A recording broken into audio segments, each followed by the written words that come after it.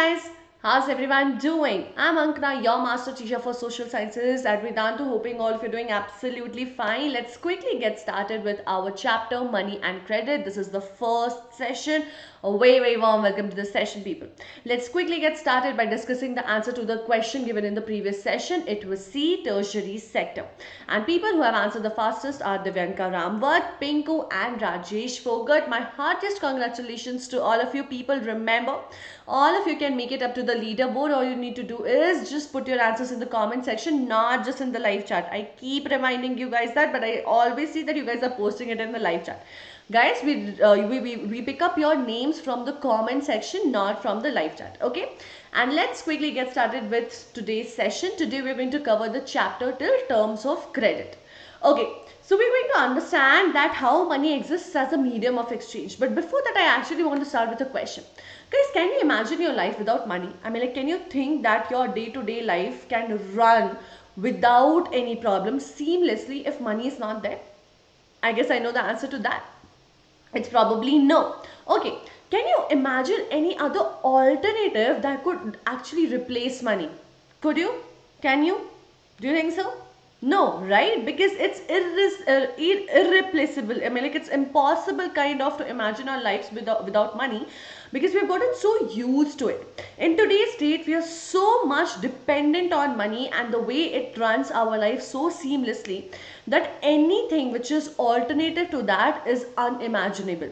It makes our life easy because goods are sold for money, services are exchanged for money.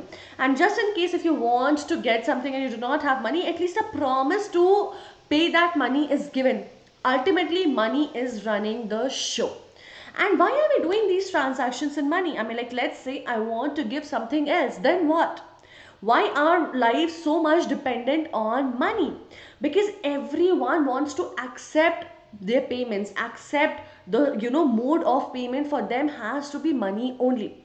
Okay, but where did this come from? Why does everyone want to accept the money only, accept their payment only in form of money? The reason is that it can easily be exchanged for any good, any service, any commodity. It makes everything very easy and seamless for us. But where did it start from?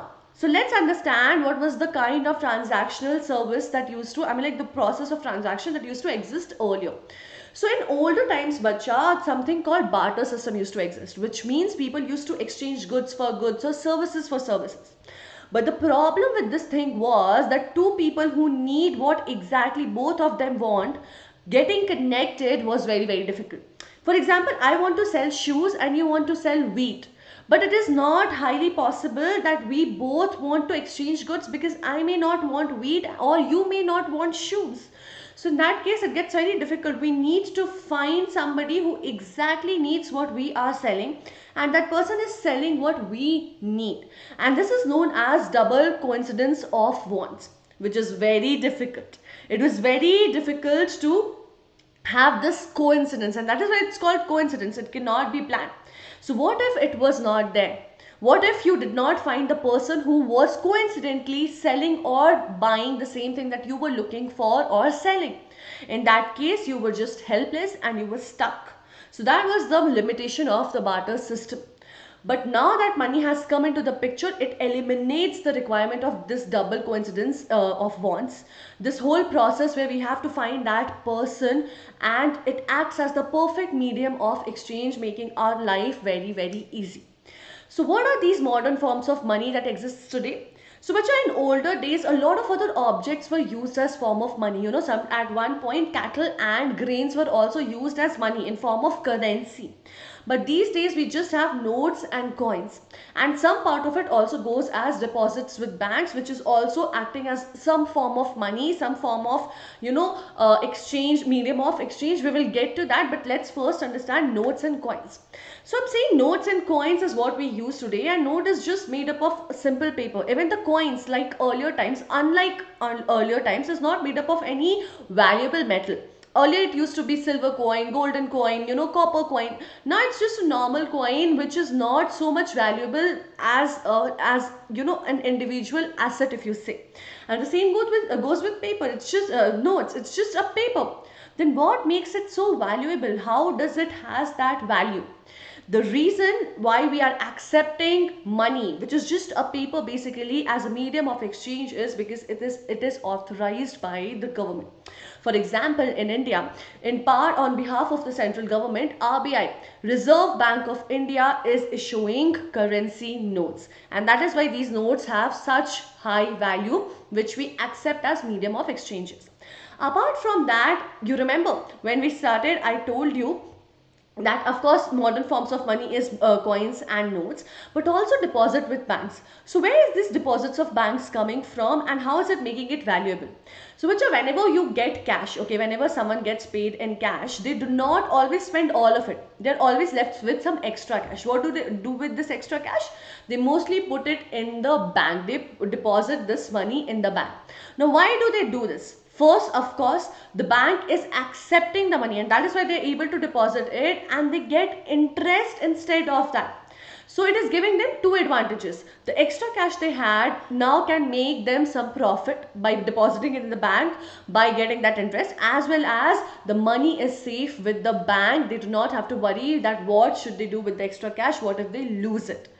Now another thing is that this bank, that money that you're depositing in the bank, can always be withdrawn from there. That's the advantage of the facility that is being provided to us. It's not like I've deposited the money in the bank and now it's stuck over there. I can always use it in form of cash or check payment, and this deposit, which can always be withdrawn, is known as demand deposit. So as I told you, bacha, you can always withdraw the money in form of cash. There is one another interesting facility which is given by the bank to us, is of cashless transfer. You can not just use cash to transfer money from one part to the another, but you can also use just a piece of paper apart from notes to make this transfer. This piece of paper is known as check. You just have to write down on the check where do you want to transfer the money to, which individual, which institution, and the bank will do that transfer. Whosoever's name is there on the check, the money will be directly transferred and issued by the bank to that person. That's so easy, right? That's making our life so easy. Now that is not the only function that banks are performing, which is of depositing the money and making the transfers in form of cash or check. There's something else that they also do, which is the loan activity. They also take care of the loan activities. So whenever you deposit money in bank, right, they do not keep the entire money with themselves. Some part of it is what they keep with themselves, which is around 15%. The rest of it, so around 80%, is taken away for other activities. Now what are these activities? So around 80% is actually used for other economic activities like lending loans. So people who have extra, they give it to the bank, and people who need it, right? People need loans for their cars, houses, business, multiple reasons. They are always in need or requirement of money. That is what the banks fulfill. They meet the requirement of these people, and also this way the cycle keeps going on. And you might be thinking that how is the bank profiting in this whole process? I mean, it is taking the money from the lenders and giving it to the borrowers, but what is the work of the bank? So this bank is acting as a mediator between the depositors and the borrowers. And what they're really doing is that the interest that they're providing to the to the lenders is less than the interest that they're charging from the borrowers. As a result of which, what is happening, let's say if I'm giving interest of 2 rupees to a person who has given money to me, and charging, by giving the same money to somebody else, I'm taking 4 rupees from them, I'm making a profit of 2 rupees, exactly the same amount that I'm giving as interest to the lender. And this is how the banks make profit. They charge higher interest from the people who borrow loans from them than the people who deposit cash with them. Okay, you can see this picture, which will make it a little clear that how they act as a financial intermediary. Okay, so after that, what are the benefits of banks? So if individual level, if you see, they of course give you the safety because the money is safe with them, and as well as you earn the interest. You can deposit the cash whenever you want, you can withdraw the cash whenever you want, whenever you need it. Not just that, you can't, I mean, like, you don't just have to withdraw the cash that you have deposited there, you can also borrow loan from them. So these are few individual benefits that the banks give us. As well as it also gives us some national benefits to the national economy.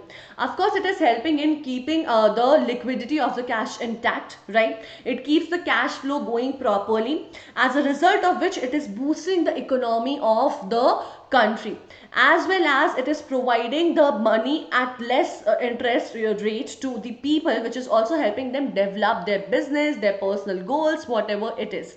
And through checks and money, they make the process of transfer of money between banks so seamless and easy, and they are also lending loans which is profiting the whole country.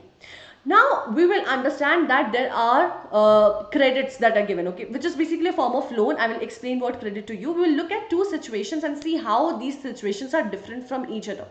But before looking at the situation of credits, we first need to understand what do we mean by credit. So bacha, when you borrow money, service or goods, anything, with the promise of paying back in full payment, like giving back full payment, you're not paying instantly, that is known as credit, which means you're not taking cash or giving cash, you're taking or giving credit, okay? Borrowing is done over here.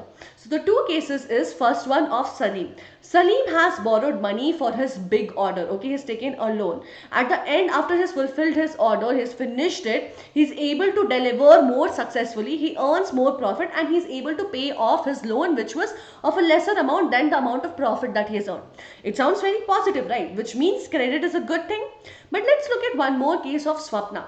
Swapna also borrowed money, okay, but she borrowed it because she's a small farmer, to invest it as the initial investment as the capital for that year's harvest. But that year's cultivation and the harvest failed, the crops failed, and she could not get anything. Now she is under loan and she has no money to pay back the loan. At the same time, her harvest has failed, so she also has no money to take care of herself and to basically take care of her basic needs, amenities. So she does not have even money for that. So now, at least to run her life for that entire year or for few months, till the new harvest is ready, and to again have the new harvest to crop the plant, she needs some money. So she will have to re-borrow the money. Now she was already loaded with one round of loan. She has re-borrowed the money and got herself burdened with another round of loan. And just in case if she's not making proper profit, she won't be able to pay this loan back. As a result of this, what is happening? She's constantly burdening herself and increasing the amount of stress on herself. This process, okay, this this cycle is known as debt trap. It's basically a trap. You once get into it and then you just keep getting into it deeper and deeper. There's no coming out of it. The recovery from this whole process, the out from this whole process is very, very difficult and painful. And that is what happens with the people who are not earning a lot of profit, who are not making a lot of profit, own small businesses or are farmers.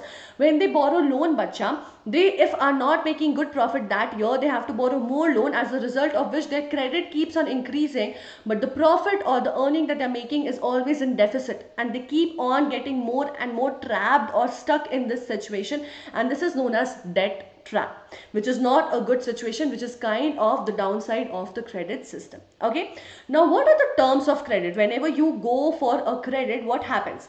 So we will see what happens when we want to take a credit or a loan or borrow money from bank. So you can see a conversation between the bank manager and Mr. Kapoor. When Mr. Kapoor is approaching the bank manager, the bank, for the home loan, for a basically form of loan, he gives him a list, a checklist, which is checking whether all the requirements are fulfilled or not.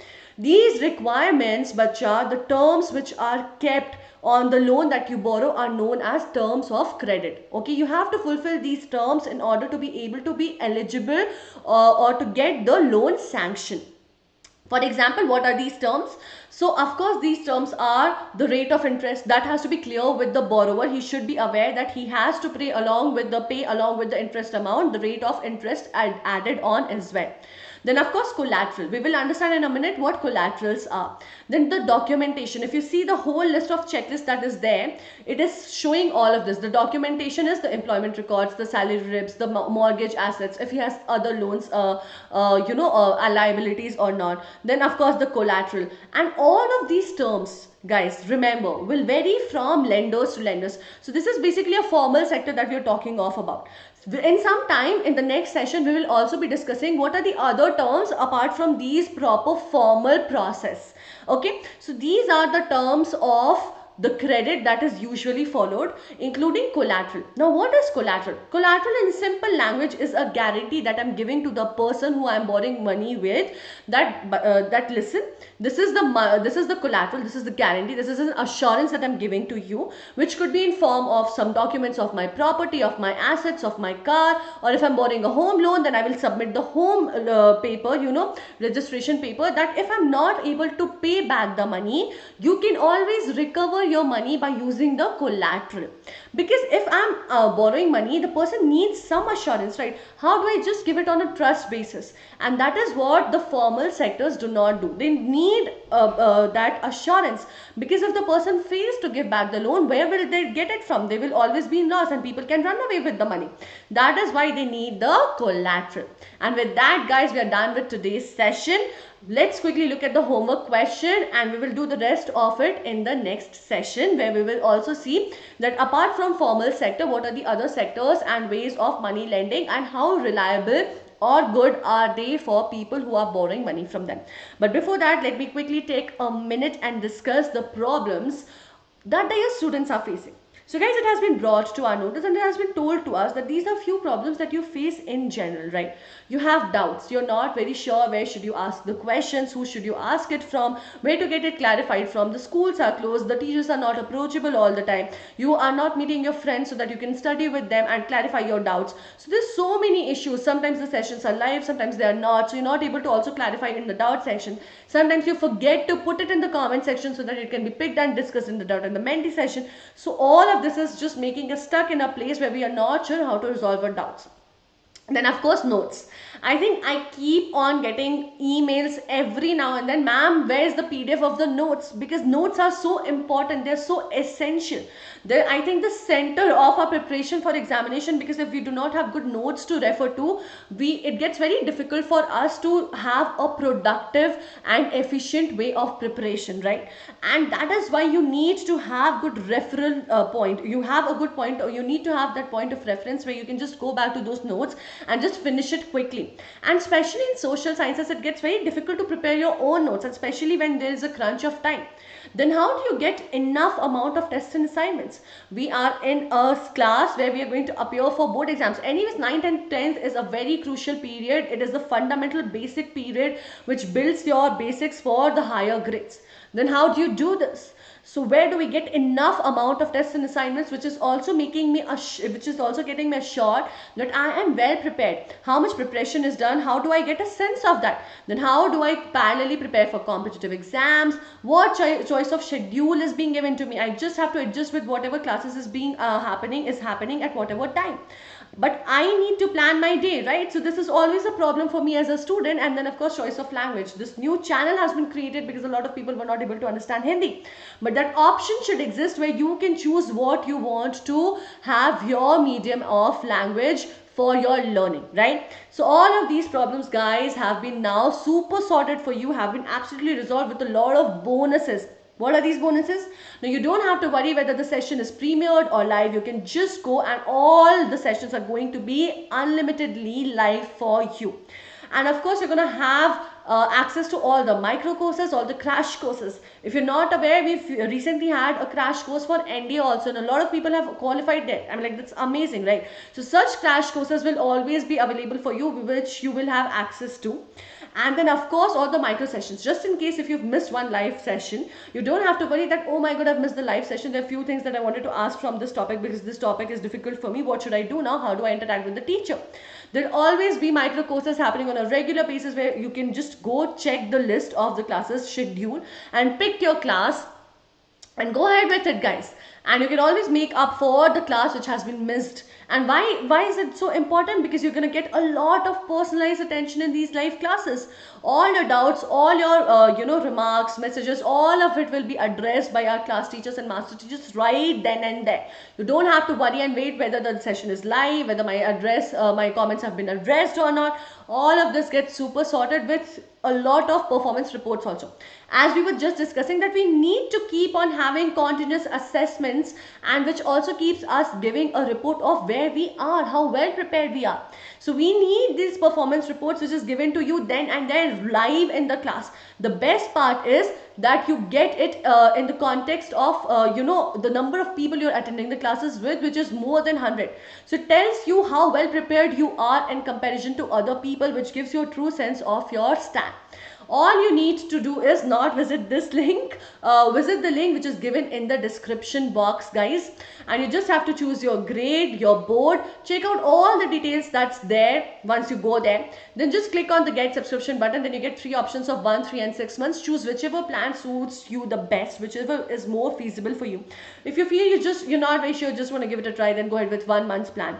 If you just want to stay with us till your exams and rock it in your exams, then all you need to do is just go ahead with the 6 months plan and be assured. And you can avail a lot of discount as well. And all you need to do is go on the link that is given in the description box or that is pinned in the chats and use the code AKEPRO. But this is the code that will give you all the discount. This is my code, and no matter which subscription you're picking up, make sure to use the code. It will give you huge amounts of discount. Now let's quickly look at the homework question. So basically, loan amount in rupees has been mentioned, and all the other things, the terms of the credit have been mentioned. You have to fill in what the terms should look like for a loan which has been borrowed by this person. You have to fill in this, okay? And with that, I just want to take a minute and make this announcement, which is making all of us, all the Vedans, super proud, is that our dear Vedans, the students, have given the best result among all the other online classes in IIT JEE Advanced, guys. We have scored, we have taken place in the top 500 with 5 ranks. There are around 253 Vedans in the top 10,000 All India rank. How awesome is that? So if this is what you want to do, if this is where you want to be, you're on the right platform. And this is just the result of the IIT JEE Advanced, guys. There's so many other results that we are doing amazingly in, right? And these are the Vedans who have made us so proud. We are so proud to share this because it's the hard work of our Vedans and the hard work of all the master teachers and so many other people who have gotten together and made this possible. I'm sure you must be feeling proud as well, being a Vedan. Let's celebrate this success. This is just another crown. Let's just keep them coming. And on that note, we are done with the session. People, do not forget to like the video if you enjoyed the session. Make sure you subscribe to the channel so that the moment we come up with the next session, you get the notification immediately. Do not forget to post your doubts in the comment section. That is where we pick it up from for the doubt and the mentee session, people, not just in the live chat, or don't mail it to me. I mean, of course, you can reach out through that, but make sure you're putting your doubts in the comment section, because that is where it is addressed from, okay? So I will see you guys in the next session. You have a great day ahead, people. Take good care of yourself, stay home and stay safe. Bye bye.